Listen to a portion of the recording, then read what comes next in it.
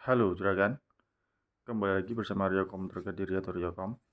Nah, pada kesempatan kali ini saya akan melakukan unboxing dan overview lagi ya.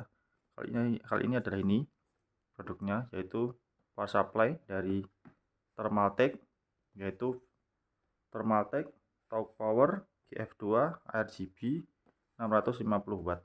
Ini power supply ini atau PSU ini ya, dia sudah 80 plus gold. Untuk kemasannya seperti ini ya. Untuk bagian atas ini ada sedikit informasi ya. Seperti ini. Paten 16,8 juta warna ya untuk RGB-nya. Smart Zero Fan. Jadi dia kalau posisi saat load dari PSU-nya ini rendah, dia kipasnya tidak akan berputar. Terus ada low ripple noise, jadi ripple-nya sangat minim. Jadi ya harusnya sangat aman untuk disiagakan ya. Terus ini full modular kabel atau flat kabel ya. Ini jadi dia sudah kabelnya bisa dilepas pasang ya juga kan seperti ini. Jadi tidak kenakan bisa memasang kabel yang hanya dibutuhkan saja, jadi membuat PC akan nanti lebih rapi gitu ya. Jadi seperti itu. Ini 100% Japan, kapasitornya dari Jepang ya juragan, dan terakhir 10 tahun garansi. Oke, jadi garansinya juga bisa dibilang lama ya, seperti brand-brand PSU Gold yang lain seperti Sonic atau Corsair itu garansinya kalau tidak salah sekarang sudah 10 tahun juga. Jadi ini untuk kualitas PSU-nya bisa dibilang sangat-sangat bagus ya juragan. Oke. Sekarang untuk di sini ada support untuk Asus Aura Zing, RGB MSI Light Mystic Light Zing, dan RGB Fusion dari Gigabyte ya. Jadi ini sudah cukup lengkap ya. Oke. Untuk kemasannya atas seperti ini, bagian bawah sini tidak ada yang istimewa ya, hanya seperti ini. Sedikit informasi saja. Untuk fan-nya ini menggunakan 14 cm ya, 14 cm RGB fan. Oke. Bagian samping ini ada sedikit informasi. Mode pencahayaannya seperti ini ya juragan. Ada banyak sih. Nah, ini ya, bisa kenakan setel juga di sini lewat tombolnya di belakang PSU-nya. Bagian atasnya ada logo Thermaltake saja. Bagian sampingnya hanya ada ini ya, dia sudah ada header untuk RGB ya juragan. Ini 5 volt ARGB ya. Oke, jadi bukan yang 12 volt tapi yang 5 volt RGB headernya. Oke, jadi itu ini untuk power GF2 RGB. Oke, untuk bagian belakang, nah ini ada sedikit informasi ya, ukuran kabelnya. Ini fiturnya ini 100% Jepang ya, kapasitornya dari Jepang, 105 derajat. Untuk proteksinya juga lengkap, ada over voltage, over power, under voltage, over current, over temperature, short circuit protection. Jadi sangat lengkap sekali ya. Oke, ini dia pakai desain 12 volt single rail. Seperti PSU yang baru-baru semuanya sekarang pakai 12 volt single rail ya. Tidak seperti PSU lama yang pakai multi rail atau quad rail seperti itu. Oke, ini 650 watt, continuous outputnya 4 watt, 40 Celsius ya. Oke, ini 80 plus gold, Ultra Quiet Smart Zero Fan. Oke, terus ini seperti ini ya. Untuk voltage regulationnya dia di bawah 2%, plus minus di bawah 2%. Jadi sangat-sangat bagus ya. Oke, jadi itu. Nah, ini untuk kabelnya, perkabelannya. Ada untuk motherboard 1. Chip pinnya ini ada 2 ya juragan. Harga-harga dapat 2. Jadi 4 plus 4 pin dan 8 pin ya. Jadi support untuk motherboard yang butuh 2 pin yang prosesor itu, yang motherboard yang high end kan kebanyakan sekarang pakai yang 2 pin ya. Jadi maksudnya PCI pinnya ada 2, CPU-nya. Oke, terus ini ada SATA Datanya ada 9. PCI Express untuk VGA ini ada 4. Dan untuk moleknya ini ada 4 juga, dan satu ada floppy. Oke, ini untuk spesifikasi dari DC outputnya ya juragan. Untuk plus 12 volt dia bisa sampai 650 watt dengan mark outputnya kurennya itu 54,2 ampere ya, jadi cukup besar juga. Oke, jadi itu ya ini. Oke, jadi itu saja ya. Untuk PSU ini harganya saya dapat sekitar 919 ribuan, 900 ribuan lah kurang lebih. Ini untuk PSU Gold ini sangat murah sekali menurut saya, tapi saya lihat di marketplace jarang sekali yang beli atau mengambil dari Thermaltake ini ya, seri ini. Padahal ini PSU saya menurut saya lumayan cukup bagus juga ya, dan kualitasnya bisa dibilang bersaing dengan Seasonic Focus Gold. Itu mirip-mirip sebenarnya, tapi nggak tahu kenapa untuk PSU ini sedikit kurang peminat. Mungkin orang-orang kurang begitu tahu brand Thermaltake, padahal untuk Thermaltake ini termasuk brand yang besar ya juragan. Oke, jadi itu langsung kita buka saja ya untuk kemasannya. Oke, pertama Ganagan dapat ini buku kitab-kitab ya, ini mungkin petunjuk atau petunjuk penggunaan. Kita buka dulu. Produk garansi polisi, jadi ini harusnya ada sedikit informasi tentang garansinya ya. Ini bahasanya macam-macam, bahasa Indonesia juga ada. Oke, ini untuk kontaknya bisa naga-naga lihat di sini ya.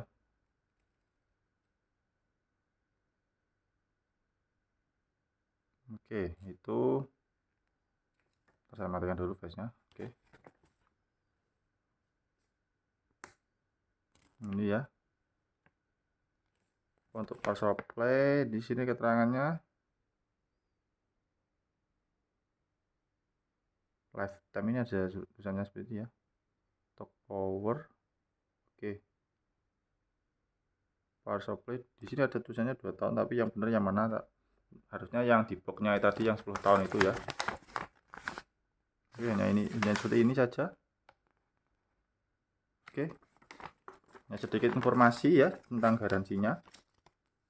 Terus akan dapat ini juga petunjuk. Ini bahasanya macam-macam, tapi mungkin yang bisa dibaca cuma yang Inggris ini ya. Nah, ini ada sedikit informasinya. Ini untuk kapasitas 850, 850, 750, dan 650. Oke, ini jadi itu. Untuk yang 850 outputnya lebih tinggi ya juragan. Output current-nya 70 ampere, 62 dan 54. Di sini saya ambil yang 650 karena spek PC saya nggak begitu besar, dan 650 watt itu menurut saya sudah sangat cukup sebenarnya. Meskipun akan pakai PGA kelas RTX 3080 sih harusnya masih ngangkat ya, selama prosesornya juga nggak begitu boros seperti kalau akan pakai Core i7 harusnya sudah cukup ya. Oke, kita lihat bagian kabel-kabelnya dulu ya. Oke, ini ada kabel untuk powernya. Mungkin dapat kabel power ini, terus ada bautnya warnanya hitam, cukup standar. Ada kabel ties, ini kabel ties. Terus ada ini kabel powernya ya juragan. Untuk kabelnya ini tebal, oke, tebal ya juragan kabelnya. Oke, terus akan dapat ini untuk PCI Express. Ini kan dapat 1, 2, 3, 4. Jadi ini ya 4 buah, ini 1, 2, 3, 4. Jadi akan bisa menancapkan 4 buah port ini ya, 8 pin ini. mungkin kalau gunakan VGA nya high end seperti RTX yang terbaru itu dia kan butuh sekitar berapa itu 4 atau berapa, ini masih bisa harusnya 4 PCI Express 8 pin ini, tapi banyak kan VGA pada umumnya biasanya hanya butuh 2 ini ya juragan, 2 8 pin ini, jadi masih mencukupi. Oke, untuk kualitas kabelnya saya lihat dulu ya. Untuk kabelnya dia pakai 18 AWG juragan, ini kelihatan enggak ya ini. Nah ini 18 AWG, jadi tebal ini kabelnya. Saya pernah dulu sebelum ini pakai PSU dari Antek itu yang gold juga, itu seharga 1,1 jutaan atau 1,2 jutaan, itu kabelnya dia hanya 22 AWG ya, jadi kabelnya tipis, nggak sebagus ini kabelnya itu sama seperti yang dipakai PSU saya yang lama itu, sisa apa itu, Corsair HXI 850 watt, itu dia pakai kabel yang tebal seperti ini ya, jadi ini kabelnya bukan kaleng-kaleng, kabel yang tebal yang bagus. Oke, ini untuk VGA nya kabelnya 18 AWG. Sini ada molek ya, ada 4 moleknya ini. Nah ini 4. Untuk kabelnya kita lihat dulu apakah sama. Oke, ini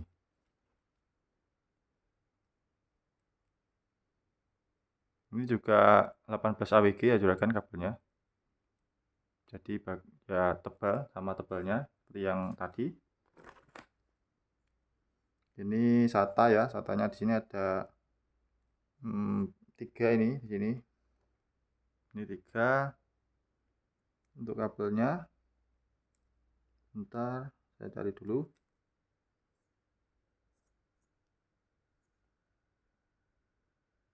Nah ini juga sama ya, 18 AWG. Nah ini 18 AWG.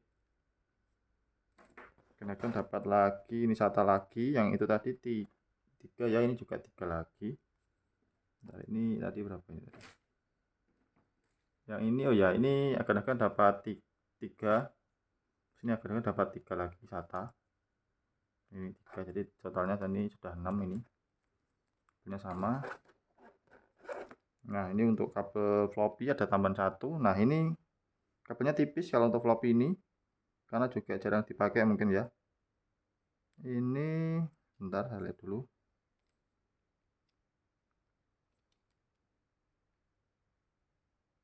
Nah ini kabelnya seperti ini ya, ini kabel yang tipis, tapi ini enggak penting karena kabel floppy jarang dipakai juga. Nah ini kabelnya 22 AWG ya juragan, jadi kabel yang lebih tipis. Nah ini sama seperti kabel yang dipakai di Antek Gold ya, Antek yang harga 1 jutaan itu, 1,1 juta, 1,2 juta itu dia pakai kabel yang agak tipis seperti ini. Tapi sebenarnya masih sudah mencukupi sebenarnya, tapi kalau pakai kabel yang tebal seperti ini lebih menjamin arus dayanya ya, jadi enggak lebih kuat terhadap panas juga kabel seperti macam ini. Nah ini ada SATA lagi ya, ada 2, nah ada 3, jadi total tadi sudah 9 ya totalnya tadi. Nah ini ada header untuk kabelnya untuk RGB ke PSU nya ya juragan, ke header ke motherboard. Ini 5 volt. Akan nanti dapat lagi ini untuk motherboardnya. Saya lihat dulu. Nah ini untuk motherboardnya juga sama, pakai, bentar nggak kelihatan. Nah ini juga sama kan, pakai 18 AWG. Mana ini 18 AWG ya juragan. Nah 18 AWG. Nah ini untuk PSU, untuk CPU ya, untuk CPU nya ada dapat 2 ini. PSU yang ke CPU ini ada 2 kabelnya, ini yang 8 pin only. Ini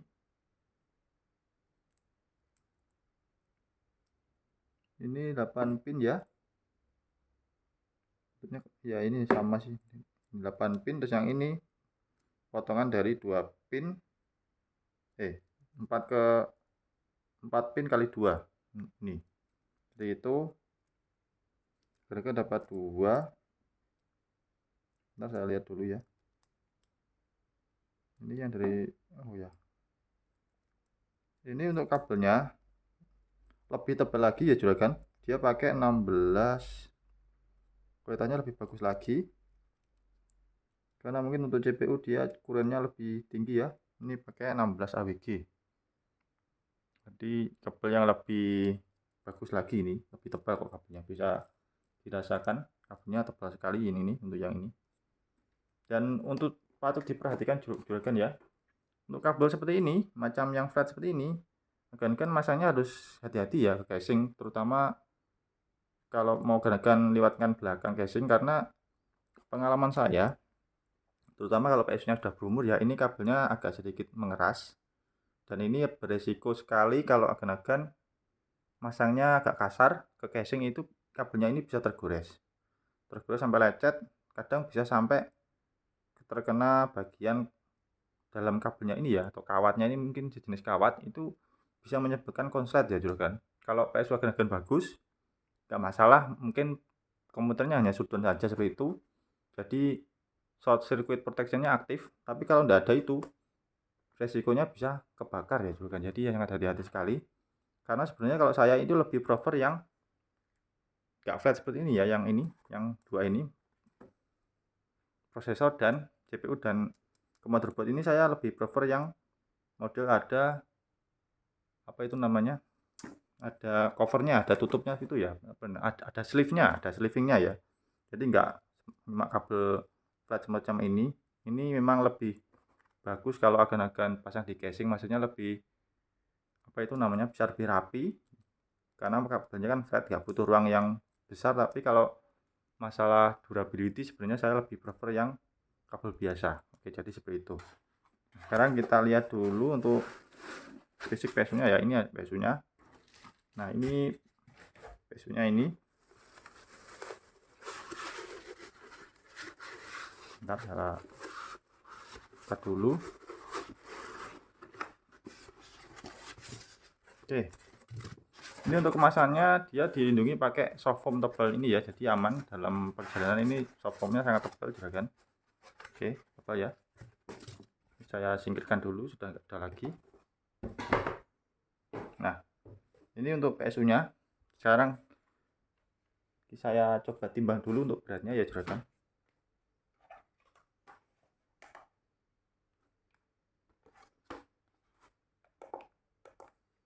Nah, untuk beratnya ini PSU nya sekitar 1,6 ya, hampir 1,6 kilo. Jadi ini membuktikan bahwa PSU nya ini memang kualitasnya bagus. Ini PSU nya saja ya, belum termasuk kabelnya. Kalau tambah kabel ya harusnya bisa di atas 1,8 kilo sih harusnya. Nah, bisa sampai 2 kilo kalau akan pasang kabel semuanya, di atas 2 kilo malah ini. Jadi ini memang membuktikan PSU nya kualitasnya bagus. Oke, kita lihat dulu untuk fisik PSU nya ya.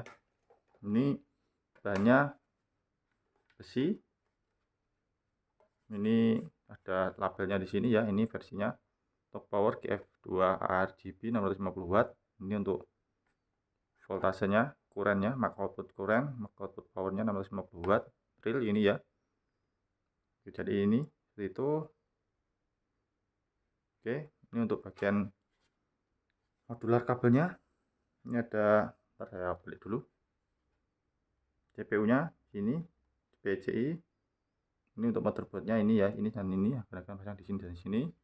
Ini untuk peripheral seperti SATA, hard disk dan lain-lain akan tentukan di sini.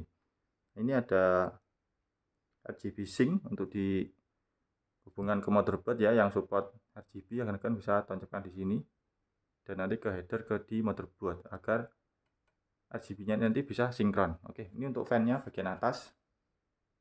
Bentar, saya matikan dulu. Nah, ini untuk bagian atas ini fan-nya putih seperti ini ya, juragan ini. Ini ada logo Thermaltake di sini.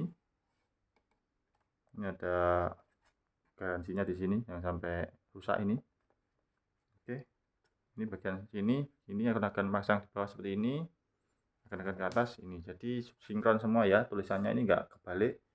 Mau akan antara apa itu?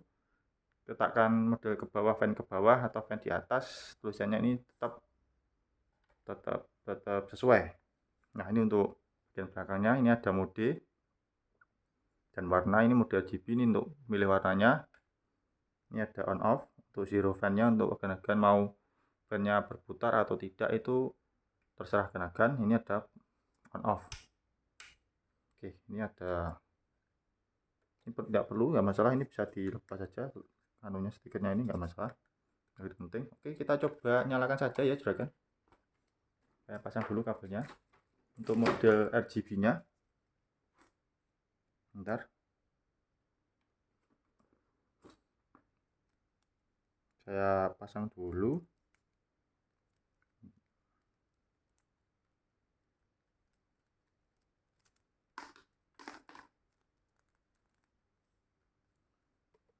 Oke, kabelnya seperti ini.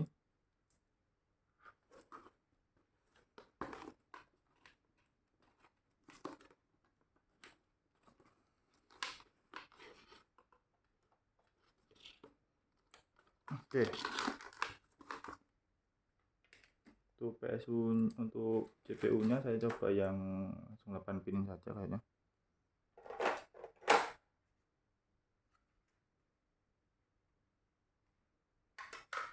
Oke, langsung yang 8 pin saja.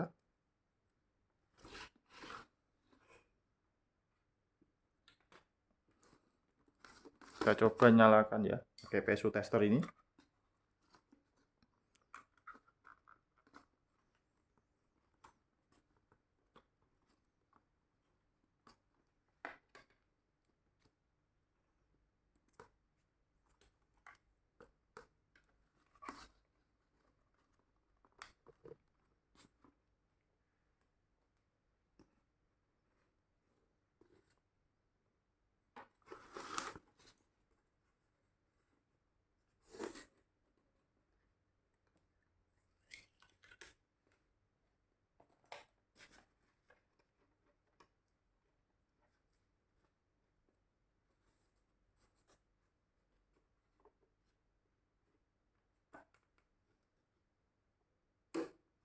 Oke, jadi nyalanya seperti ini ya juragan. Untuk voltasenya ini tanpa beban.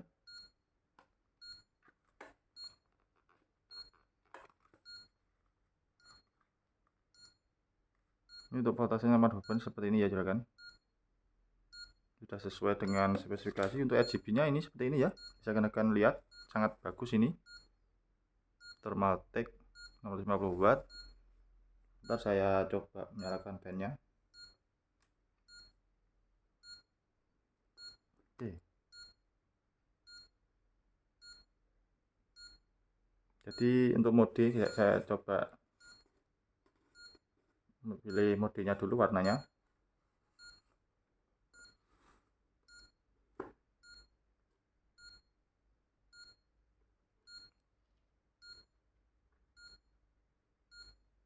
Nah, ini untuk ganti warna. Jadi modenya berganti ya kalau kena tekan yang bagian atas ini. Ini atas ini.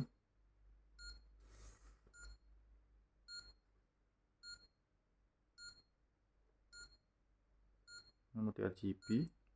Untuk fan-nya ini sangat silent ya juragan, enggak berisik. Ini suara-suara cuman yang berisik titit ini suara dari power supply testernya. Oke, bagus ini PSU-nya. Untuk efek-efeknya juga bagus.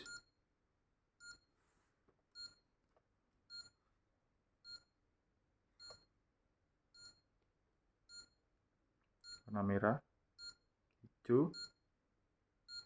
Saya matikan dulu ya. Oke. Biru.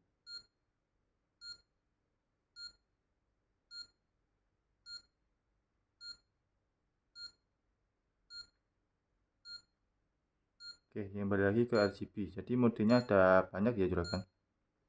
Kalau mau matikan gimana ini? Bentar. Oh, oke. Jadi kalau akan mau mematikan LED-nya ini akan tekan lama ya untuk tombolnya ini, dia otomatis mati.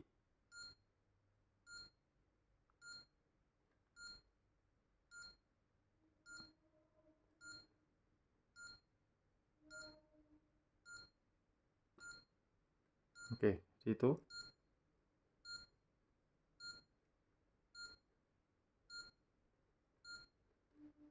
Oke, jadi itu ya juragan untuk RGB-nya. Jadi agan-agan nggak perlu pakai apa itu namanya, saya matikan saja.